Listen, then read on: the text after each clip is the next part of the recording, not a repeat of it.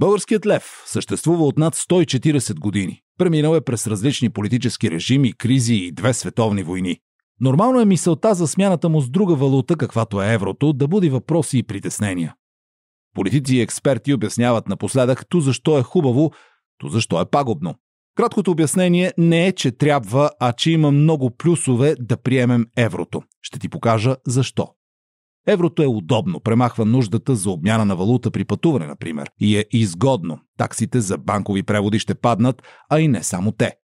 Еврото е и ефтино, тъй като се очаква лихвите по заемите да се понижат.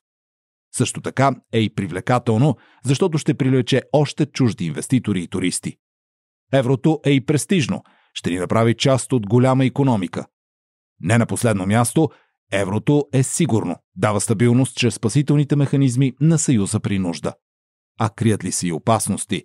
Разбира се, в света на парите няма нищо напълно безрисково, просто ползите са много повече.